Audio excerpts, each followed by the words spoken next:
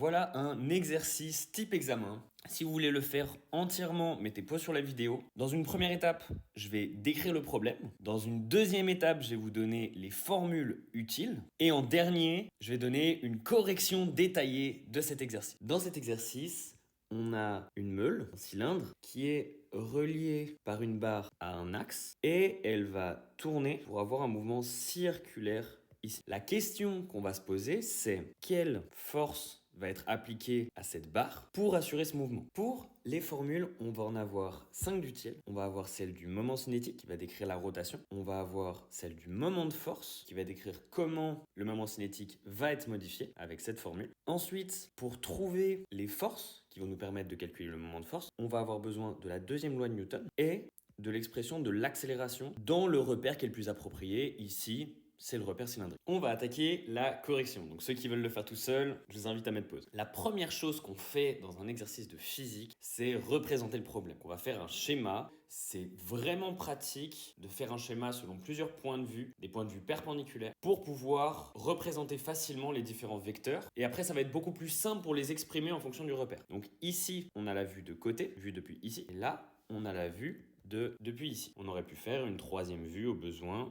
depuis ici. Vous notez que ces trois vues sont donc orthogonales. En deuxième, on va placer les différents vecteurs. Donc, quand je parle de vecteurs, je parle de force et de vitesse, principalement. Il y a d'autres vecteurs qu'on peut placer, comme l'accélération ou certains vecteurs de position. En premier, ce qui va être important ici, c'est la rotation, donc les vitesses angulaires. Là, on voit que oméga est déjà placé. Je vais venir le placer sur mes deux autres schémas. Donc, oméga est placé. Maintenant, je vais placer un deuxième vecteur de vitesse angulaire qui va être la vitesse angulaire du cylindre dans cette direction. Cette vitesse angulaire, je vais l'appeler petit oméga. Comment j'ai fait pour savoir la direction? C'est que je prends la rotation. Donc la rotation, elle forme un plan. L'axe de rotation, il est perpendiculaire à ce plan. Et ensuite, je peux utiliser la règle de la main droite. Par exemple, je sais que si l'objet il tourne comme ça, la vitesse de ce point ira par là. Et je vais venir faire R cross V pour avoir la direction de la vitesse angulaire. Donc je vais utiliser la règle de la main droite. R dans le pouce, V dans l'index, et du coup oméga sera dans la direction du majeur. Ensuite, je vais venir placer les forces. Alors, les forces ici sur mon objet, les plus basiques vont être le poids. On va avoir la réaction normale du support. Et on va avoir la force de maintien, la force qu'on cherche, qui lie l'axe de la meule avec l'axe ici qui est fixe. Cette force, elle est un petit peu spéciale parce qu'on ne sait pas du tout dans quelle direction elle va aller. Quand vous avez une force comme ça, ce que vous pouvez faire, c'est mettre cette force comme indéterminée. Donc vous la mettez dans une certaine direction qui est pour le moment inconnue. Et elle va avoir une composante selon les trois axes. Et dans les calculs, il y a peut-être certaines de ces composantes qui vont s'annuler. Maintenant qu'on a placé toutes nos forces, nos vitesses angulaires, on va pouvoir choisir le repère. Ici, le repère qui va être le plus adapté, c'est le repère cylindrique, avec notre axe ER qui part de l'axe de façon perpendiculaire pour aller jusqu'à l'objet, comme ceci. Ensuite, on vient placer notre axe θ. L'angle θ, il va se retrouver ici. Eθ sera dans cette direction. Le dernier axe à placer, c'est l'axe Z. L'axe Z, il va être perpendiculaire aux deux autres, qui va être dans cette direction. Là, on a schématisé notre problème, donc on a placé tous les vecteurs, on a placé le repère, on va passer à la partie mathématique. Maintenant, on va écrire les vecteurs mathématiquement, donc ça veut dire écrire les vecteurs en fonction du repère qu'on a choisi. On commence par le poids. Ici, le poids, vous voyez que quand vous avez votre vue en perspective, c'est hyper compliqué de savoir. Alors que quand vous avez votre vue orthogonale, là, ça devient évident, le poids, il est uniquement selon EZ.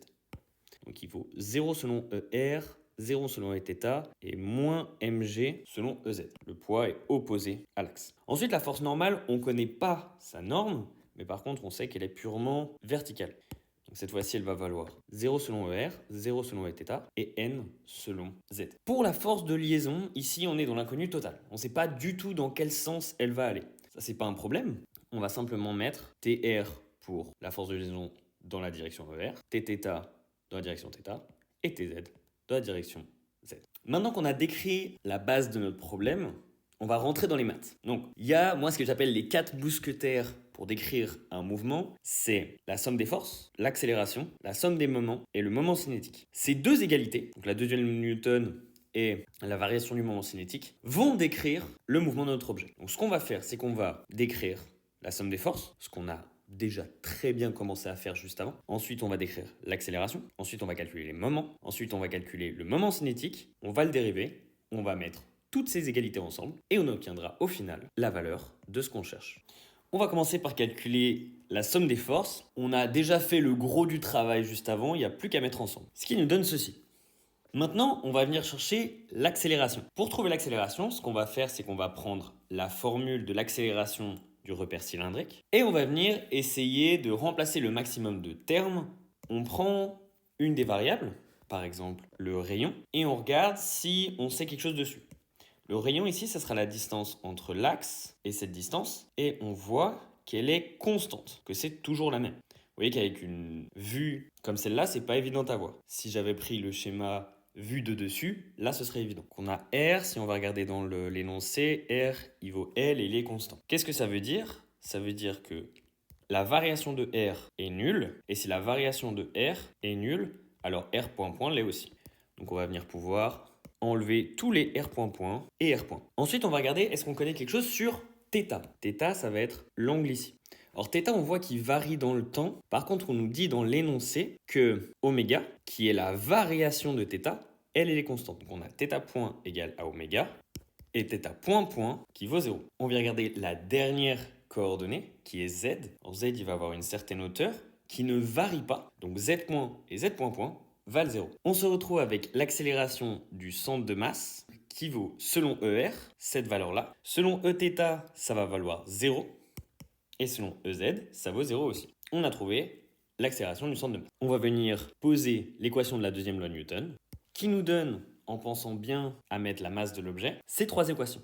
De ça, on peut en déduire deux choses. La première, c'est la valeur de la force de liaison selon R et selon θ. Il ne nous reste plus qu'à trouver celle selon Z. Maintenant, on va calculer la somme des moments de force. Alors, comme moment de force, on va en avoir 3 puisqu'il y a 3 forces. Et on va essayer d'en annuler un maximum. Alors, en premier, on peut se poser la question du moment de force dû au poids.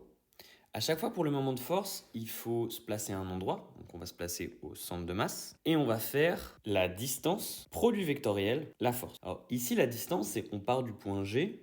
Et le poids, il est appliqué au point G aussi. Donc on aurait comme distance vecteur GG. Ce vecteur, il vaut 0. Donc le moment de force dû au poids est nul. Maintenant qu'on sait que le moment dû au poids est nul, on va s'intéresser au moment de force dû à la force normale. Ici, notre bras de levier, il va partir de G et il va aller jusqu'au point de contact avec le sol que j'ai nommé A. Le vecteur, ce sera GA, produit vectoriel, la force normale. Maintenant, la force normale et GA sont collinéaires, donc leur produit vectoriel vaut 0. On a donc le moment de force dû au poids qui est nul, le moment de force dû à la force normale qui est nul, et il nous reste à trouver le moment de force dû à la force T. Alors le bras de levier ici, ce que j'appelle bras de levier, c'est le R ici, ça va être qu'on part de G et on va jusqu'à ce point-là qu'on va nommer B. Ici, on va le poser mathématiquement puisque T, on ne connaît pas encore toutes ses composantes. Donc GB va être uniquement selon R d'une distance L opposée au repère. Donc on aura moins L selon ER, 0 selon Eθ, 0 selon EZ. TR qui est indéterminé, pourrait s'écrire comme ça. Et on sait que TR et Tθ sont déjà déterminés par le calcul d'avant. Donc on va remplacer par la valeur. Maintenant qu'on a ça, on va calculer le produit vectoriel. Pour calculer le produit vectoriel mathématiquement, vous pouvez passer par cette formule. Moi j'ai ma petite technique. C'est pour la première dimension, j'enlève ça et je fais une petite croix. Donc ici ça va me faire 0 fois tz moins 0 fois 0, qui me donne 0. Ensuite, je barre celui-là et je fais ma croix, mais dans l'autre sens cette fois, comme ceci. Donc ça va me faire moins ml oméga carré fois 0, moins L fois tz. Et en dernier, je barre celle-là et je refais ma croix dans le sens du début, ce qui me donne moins L fois 0, moins 0 fois moins ml oméga carré. Je trouve donc qu'il y a un moment de force uniquement selon Eθ. Je vais venir maintenant calculer mon moment cinétique pour après le dériver. Alors le moment cinétique, c'est quoi? C'est le tenseur d'inertie fois la vitesse angulaire. Ici, il faut faire attention, c'est la vitesse angulaire totale. Donc mon tenseur d'inertie va être une valeur selon R, une valeur selon l'axe θ, une valeur selon l'axe Z. Et vu que c'est symétrique, j'ai des zéros sur les autres termes. Si vous voulez connaître ces valeurs-là, je vous invite à aller voir la vidéo sur les modules d'inertie. Ensuite, ma vitesse angulaire totale, ça va être quoi? Ça va être ma vitesse angulaire grand oméga plus la vitesse angulaire oméga. Grand oméga étant uniquement sur Z et petit oméga uniquement sur ER, ça nous donne le vecteur suivant.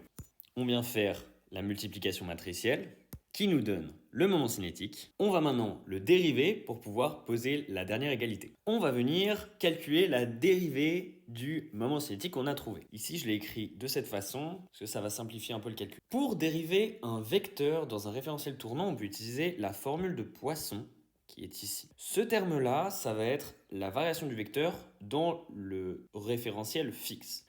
Notre L, il va être dans cette direction-là. Si le repère ne bouge pas, le L ne bouge pas non plus, puisque on a que le module d'inertie ne change pas et la vitesse angulaire oméga, petit oméga, ne change pas non plus. Donc on a ce terme qui vaut 0.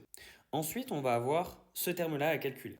On notera ici qu'il y a une petite faute de notation. Oméga ici, c'est oméga total. C'est la vitesse angulaire totale. Donc, si on fait terme à terme, ce terme-là, est-ce qu'il varie dans le temps? Au moment 1, il est ici. Quand notre meule aura tourné, le L, il sera là. Donc, on voit que le vecteur a changé. Si on dérive ça, on va utiliser la formule ici et on va trouver une certaine valeur. Pourquoi je ne mets pas celui-là? C'est parce que le moment cinétique selon l'axe Z, lui, va rester constant. On a le module d'inertie qui reste constant, grand oméga, la vitesse de rotation qui reste constante, et EZ ne varie pas dans le temps. Donc sa dérivée sera 0. Maintenant, si on développe ce calcul, ça va nous donner le résultat suivant. Donc, on vient de trouver notre quatrième mousquetaire. Je viens poser l'égalité de la somme des moments que j'ai calculés et de la variation du moment cinétique. Et ça me permet de trouver la valeur qui nous manquait, la valeur de TZ. On vient de finir, on vient de trouver toutes les forces de liaison qu'on cherchait. Si tu as une question ou un doute, vraiment, n'hésite pas, on est là pour ça.